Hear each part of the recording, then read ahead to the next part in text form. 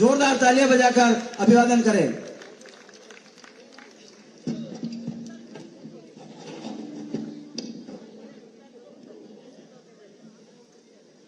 बोलिए भारत माता की, भारत माता की, भारत माता की। आज के इस चुनावी सभा में मंच पर विराजमान हमारे यहां से लोकप्रिय प्रत्याशी बहन दीप्ति किरण माहेश्वरी जी, हमारे बहुत ही जुझारू और कर्मठ जिला के अध्यक्ष श्री मान सिंह जी, हमारे जिला के प्रभारी वीरेंद्र सिंह चौहान जी, भाई मुकेश पटेल जी जो गुजरात मेहसाना से आए हैं, श्रीमती रत्नी देवी जी, श्याम सुंदर जी जो पद्मश्री हैं, उन्होंने अच्छा काम किया है, सम्मानित मंच और इतनी बड़ी संख्या में एकत्र आए देवी और सज्जनों, मीडिया के मेरे साथी, प्रिंट मीडिया और इलेक्ट्रॉनिक मीडिया के मेरे साथी, अभी अभी आपके सामने बहन दीप्ति जी ने यहां इस क्षेत्र के बारे में चर्चा की है, लेकिन मैं जब यहां आया हूं तो सबसे पहले तो एकलिंग जी महाराज को नमन करते हुए अपनी बात को प्रारंभ करता हूं। साथ ही साथ ये महाराणा प्रताप की जन्मभूमि, रणभूमि, कर्मभूमि, ऐसी वीर भूमि को भी नमन करके अपनी बात को प्रारंभ करता हूं। मित्रों, चुनाव की दृष्टि से बहन दीप्ति जी ने आपके सामने बहुत सी बातें बताई हैं। चुनाव को नजदीक से देखना मेरी पुरानी आदत है। मैं आपकी तालियों की गड़गड़ाहट से समझ जाता हूं कि आप में कितना उत्साह है और कितना जोश है,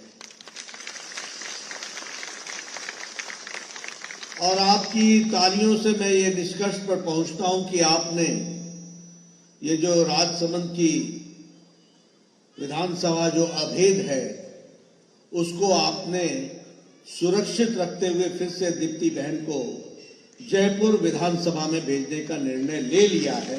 इस बात के लिए भी आपको मैं बधाई देता हूं। पर मित्रों, ये बात सिर्फ दीप्ति जी को जयपुर विधानसभा में भेजने का ही नहीं है। दीप्ति जी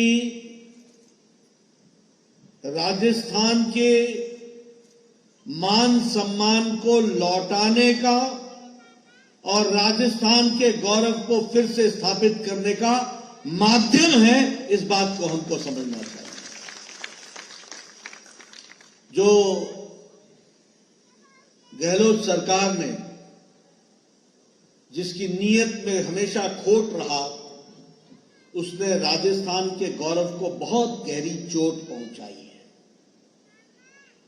उस चोट का बदला लेने का मौका 25 तारीख होगा और नतीजा 3 तारीख को निकलेगा।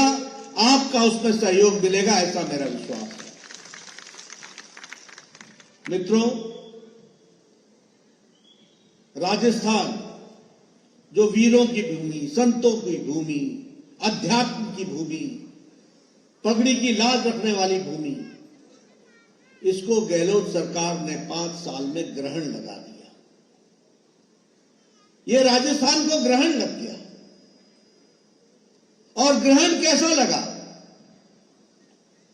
जो राजस्थान संस्कारों के लिए जाना जाता था, जो राजस्थान वीरों के लिए जाना जाता था, वह राजस्थान ग्रहण से ग्रसित हो गया। और उस ग्रहण से निकलने का रास्ता 25 तारीख को कमल के बटन को दबाकर 3 तारीख को ग्रहण से निकलना, यह हमारी जिम्मेदारी है। और मैं कहने के लिए नहीं कह रहा हूं, आज राजस्थान भ्रष्टाचार में नंबर 1 पर खड़ा है। आज राजस्थान महिलाओं के उत्पीड़न में नंबर 1 पर खड़ा है। आज राजस्थान किसानों के साथ तिरस्कार करने पर नंबर 1 पर खड़ा है। आज राजस्थान पिछड़ों पर अत्याचार करने पर नंबर 1 पर खड़ा है। और आज राजस्थान तुष्टीकरण की राजनीति में भाई को भाई से लड़ाने में उसमें भी नंबर 1 पर खड़ा है। तो राजस्थान गहलोत सरकार की खड़ी है।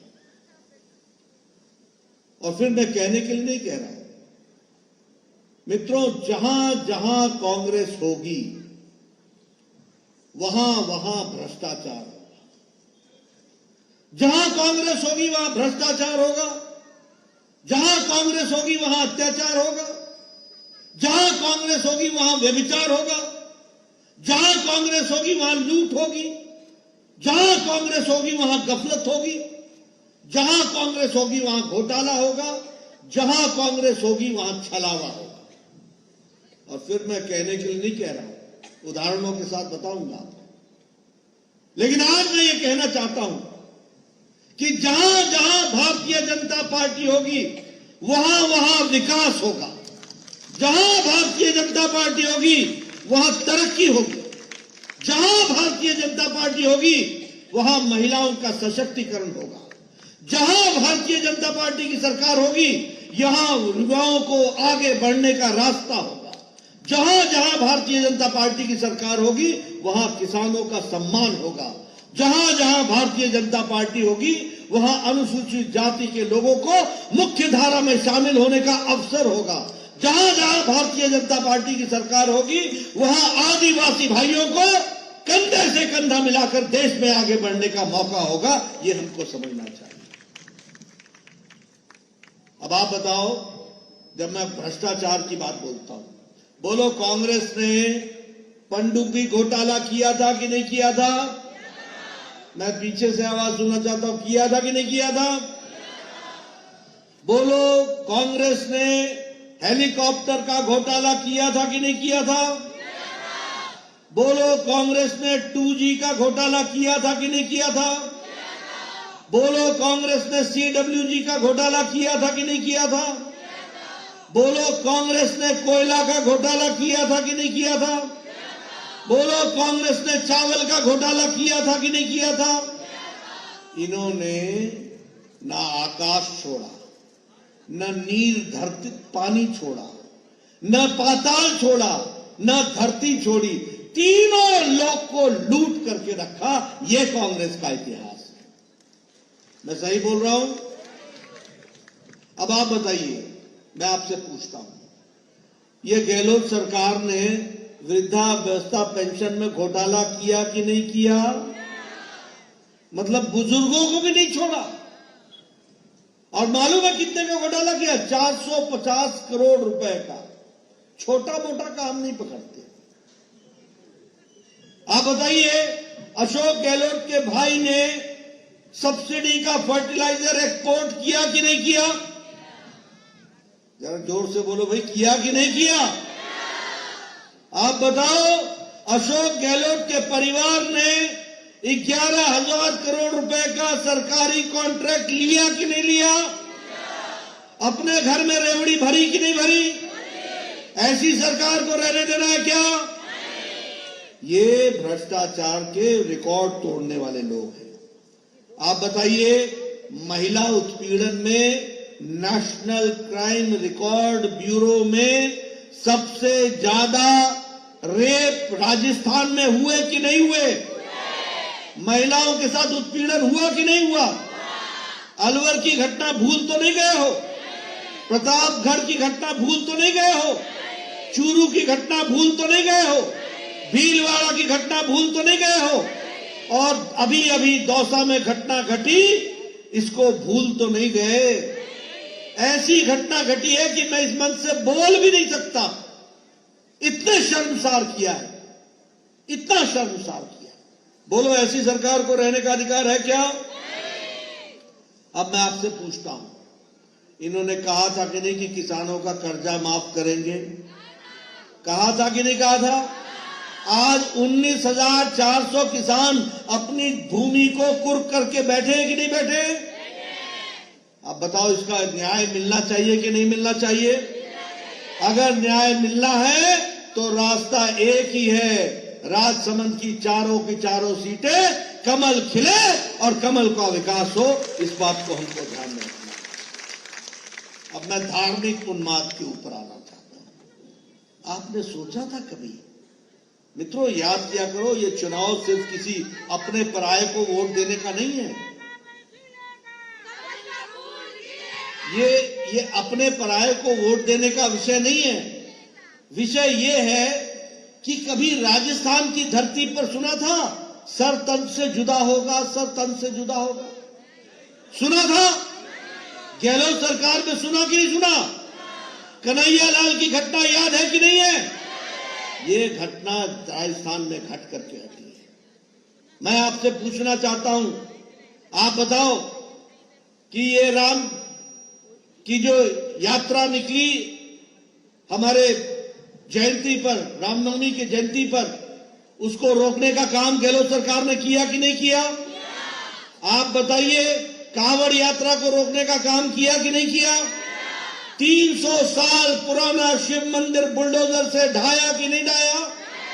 अब 25 तारीख को तुमने इनकी सरकार को ढा देना, इसकी आपको चिंता करनी है। आप बताइए, 18 से ज्यादा संतों की हत्या हुई कि नहीं हुई? आप बताइए, मंदिरों का अपमान हुआ कि नहीं हुआ?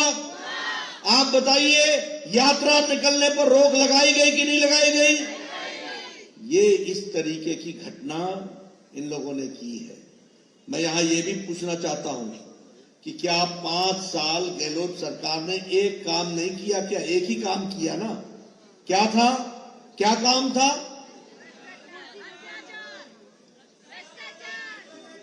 सरकार की कुर्सी को बचाना। कभी गहलोत, कभी सचिन, कभी गहलोत। अब इन दोनों को बोलो घर में आराम करे और कमल खिले और कमल की दृष्टि से आगे काम करे।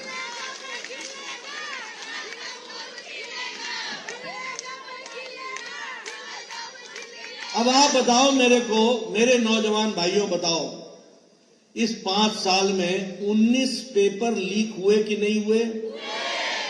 आप बताओ, इनके रिश्तेदार और अफसरों के रिश्तेदार बड़ी बड़ी कुर्सियों पर इनको अपॉइंटमेंट लेटर मिला कि नहीं मिला?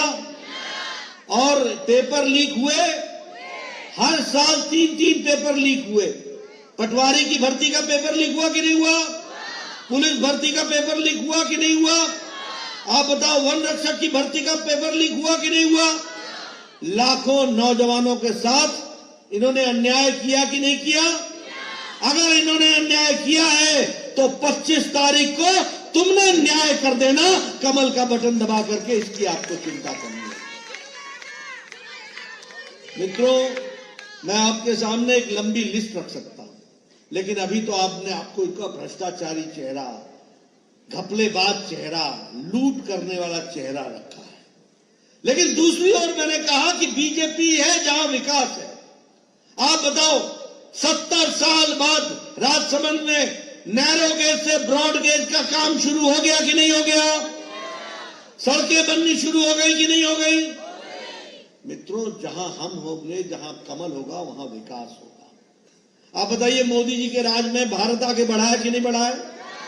बढ़ा है कि नहीं बढ़ा है? आपको जानकर खुशी होगी कि भारत आज, जब America, Australia, Europe, Japan, Russia सभी आर्थिक दृष्टि से लड़खड़ा रहे हैं, इनकी अर्थव्यवस्था लड़खड़ा रही है, वहां भारत अकेला मोदी जी के नेतृत्व में 11वें नंबर से छलांग लगाकर ब्रिटेन को पछाड़कर 5वें नंबर की अर्थव्यवस्था बन गया है। 5वें नंबर से।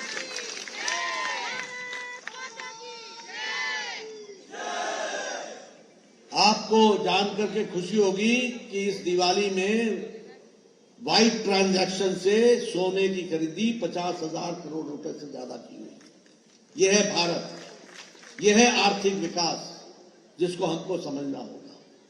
आपने अभी दीप्ति बहन को जिताना, 4 सीटें लाना, राजस्थान में सरकार बनाना और 24 में मोदी जी को फिर से लाना। सन 2027 में मोदी जी के नेतृत्व में भारत तीसरे नंबर की अर्थव्यवस्था बन जाएगा, ये हम आपको बताते हैं।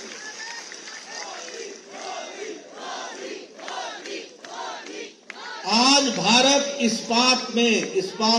इस्पात प्रोडक्शन में चौथे नंबर से दूसरे नंबर पर आ गया है।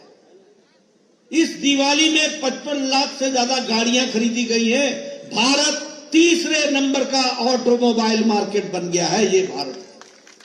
और 9 साल पहले जो आपके हाथों में मोबाइल होता था ना, उस पे लिखा होता था मेड इन चाइना, आज लिखा होता है मेड इन इंडिया। एप्पल के मोबाइल पर भी लिखा होता है मेड इन इंडिया। यह है भारत। 97% मोबाइल आज भारत बना रहा है। दवाइयों में सिर्फ हमारी तो छोड़ दो, भारत देश को तो दवाई हम सबसे सस्ती देते ही देते हैं। पूर्व स्वास्थ्य मंत्री के रूप में मैं बता रहा हूं आपको, लेकिन 138% दवाई आज हम दुनिया को दे रहे हैं और सबसे सस्ती और सबसे अच्छी दवाई दे रहे हैं। पेट्रोकेमिकल्स में हम आगे बढ़ गए। इसलिए विकास के दृष्टि से नई योजनाओं के तहत हम अपने आप को आगे बढ़ाते चले गए। लेकिन यहां मैं ये भी आपसे बताना चाहता हूं कि जहां गांव, गरीब, वंचित, पीड़ित, शोषित, दलित, युवा, किसान, महिला, इन सब के लिए तो हमने काम किया ही किया। वहीं प्रधानमंत्री गरीब कल्याण अन्न योजना, याद रखना बच्चों, मित्रों, और याद ये रखिएगा कि प्रधानमंत्री गरीब कल्याण अन्न योजना ने 80 करोड़ की जनता को 5 किलो गेहूं और 5 किलो चावल, 1 किलो दाल दिया है। और इसके कारण आज 13.5 करोड़ परिवार गरीबी की रेखा से ऊपर आ गए हैं। यह भी भारत का बदलता तस्वीर है। और अति गरीबी अब 1% से भी कम हो गई है। प्रधानमंत्री आवास योजना में 4 करोड़ मकान मोदी जी ने बनाना तय किया। राजस्थान को 20 लाख मकान देना तय हुआ। गहलोत सरकार ने 9 लाख मकान बनने से रोक दिया। अब 25 तारीख को तुमने गहलोत को रोकना, 20 लाख मकान बना करके देंगे, यह भी हम आपको बताना चाहते हैं। उज्ज्वला योजना, ये गैस का सिलेंडर, हमारी बहन जी दीप्ति जी बोल रही थी, अब 450 रुपए का सिलेंडर की सब्सिडी मिलेगी। ये भी आपको याद रखना चाहिए। उसी तरीके से विकास के दृष्टि से नए नए आयाम जोड़ने का काम हमारी सरकार ने किया है। मैं यहां आपके साथ एक बात और बताना चाहता हूं। प्रधानमंत्री किसान सम्मान निधि जो आज 6,000 रुपए मिलता है, आपने दीप्ति जी को चुनाव जिता देना। और आपको मैं बताना चाहता हूं कि अब किसानों को साल का 12,000 रुपए मिलेगा, यह भी हमको याद है। उसी तरीके से गेहूं पर एमएसपी से ऊपर उनको 2,700 रुपए प्रति क्विंटल का बोनस मिलेगा, यह भी हम किसान भाई जा रहे हैं। और जिन किसानों की जमीन गई है उनको कंपेंसेशन के द्वारा उनकी कंपेंसेशन पॉलिसी बनाई जाएगी और उनको भी हम न्याय देंगे। यहां मेरी माताएं बहनें बैठी हैं, मैं आपको बताना चाहता हूं, हमारी लाडो प्रोत्साहन योजना जो होगा, जब भी हमारे गरीब परिवार में कोई बच्ची पैदा होगी, उसी समय हमारी सरकार 2 लाख रुपए का बॉन्ड उसके नाम पर डाल देगी। जब वो 6ठी में पहुंचेगी तो 6,000 रुपए साल का मिलेगा। जब 8वीं में पहुंचेगी तो 8,000 रुपए उसको साल का मिलेगा। जब वो 10वीं में पहुंचेगी तो उसको 12,000 मिलेगा। और जब वो कॉलेज की एजुकेशन के लिए जाएगी तो 50,000 रुपए उसको मिलेगा। और 21 साल होने पर उसको 1 लाख रुपए उसके नाम पर खाते पर चढ़ा दिया जाएगा। इस तरीके से विकास किया जाएगा। और इसी के साथ साथ जो मैंने आपसे कहा कि जब बच्ची 12 साल बाद 12वीं कक्षा से ऊपर जाएगी तो मेरिटोरियस बच्चियों को एक फ्री स्कूटी दी जाएगी, इसकी भी व्यवस्था की गई। और जैसा मैंने कहा, एलपीजी सिलेंडर बहनों को 450 रुपए का उस पर सब्सिडी मिलेगी, वो भी मैं आपको बताना चाहता हूं।